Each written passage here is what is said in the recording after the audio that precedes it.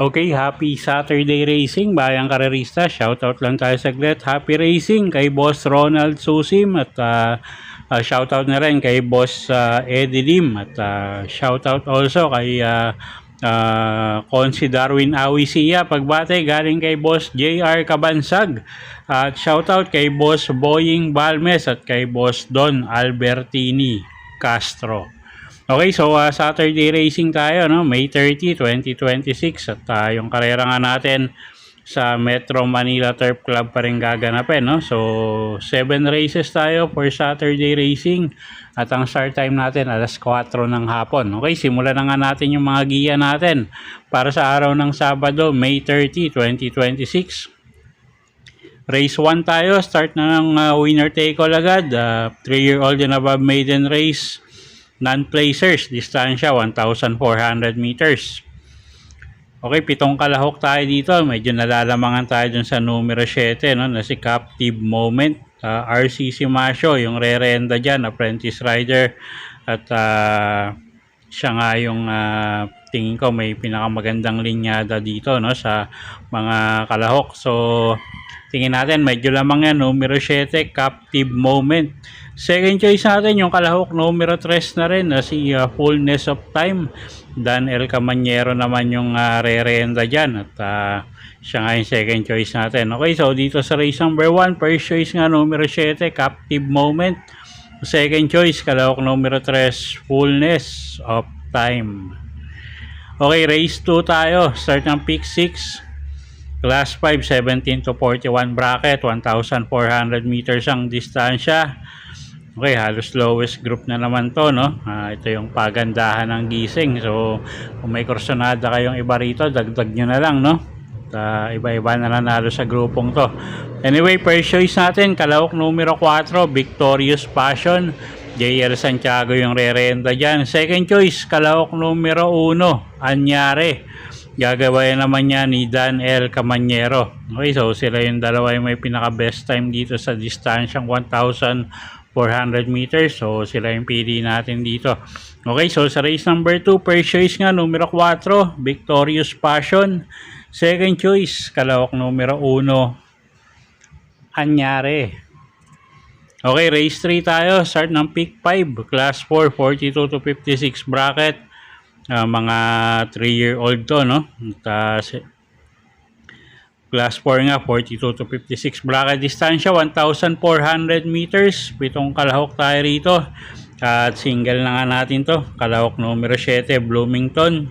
JA Pastoral yung re-renda dyan. Isang imported horse. At medyo sanay sa mabibigat na laban to. So, single na nga natin yan. Okay, so sa race number 3, single na nga natin.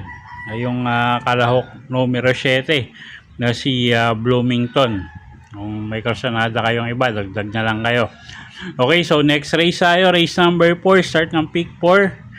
Class 5, 17 to 41 bracket, 1,400 meters ang distansya natin dito. First choice natin dito, kalahok numero 6, Couple Entering Color Blast at Metal Strength. JMS Torque at Jan Polay Guse yung re-renta dyan. Sila nga yung first choice natin. Parehas diremating kabayo, no? So baka mapabor yung distansya sa kanila. At sila nga yung first choice natin. Second choice, kalahok numero 7, Marvin's Pride. Gagabayan naman niya ni JL Lazaro. At medyo magangin laban ngayon. So tingin natin may panalo pa rin yan, no? At third choice natin dito, kalahok numero 5 na si Balibel. Gagabayan naman yan ni Saddam Pilapil. Okay, so sa race number 4, first choice nga numero 6, Couple Entering Color Blast at Metal Strength. Second choice, kalahok numero 7, Marvin's Pride. At third choice, kalahok numero 5, Balibel. Okay, race 5 tayo. Class 4, 42 to 56 bracket. Distansya, 1,400 meters. Okay, mixed to, no? Imported at local runners. First choice natin dito, kalahok numero 5 na si Perpetuator, RC Baldonido yung re-renta dyan. At may takbong mainam to, no? Kailan lang. At medyo mabigat yung laban niya doon, mga imported runners.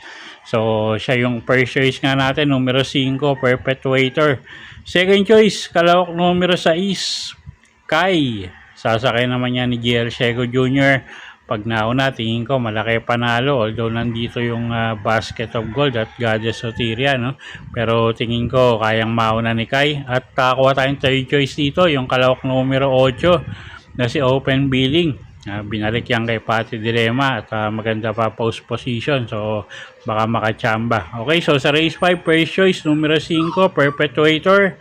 Second choice, kalahok numero 6, Sky. At third choice nga, numero 8, Open Billing. Okay, race 6 tayo. Class 4, 42 to 56 bracket. Distansya, 1,400 meters. Okay, full gate tayo rito. First choice, kalahok numero 14 na rin na si Full Combat Order. RM Garcia yung sasakay dyan. Regular rider niya, maganda post position, angko pang distansya. So tingin ko medyo malaki panalo ngayon ni Full Combat Order at masyado na nga mababa sa grupo. Second choice, kalahok numero 7, couple entering Tenacity at Saratoga Chrome. Si Saratoga Chrome medyo mababa rin sa grupo yan, isang stayer, at si Tenacity baka mauna. So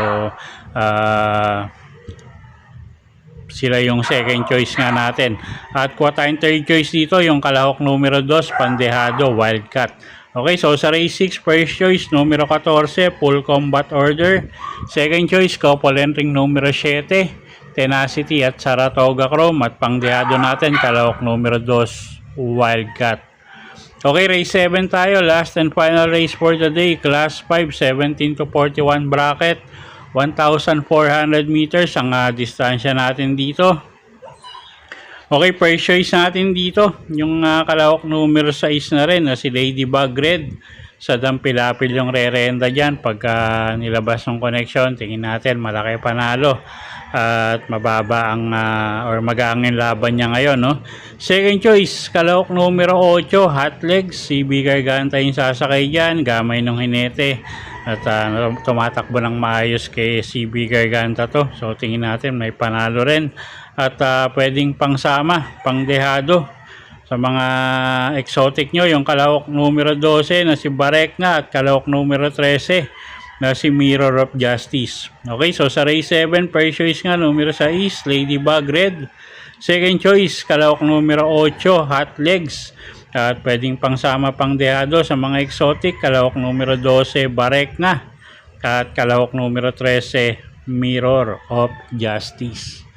Okay, so yun po yung mga giya natin para sa araw ng Sabado, May 30, 2026. Sana po yung makatulong sa pagpili nyo ng mga tatayaang kabayo. Inuulit ko po, kayo pa rin po masusunod kung saan nyo itataya yung pinagpaguran yung pera. Good luck po at happy Saturday racing, bayang karerista.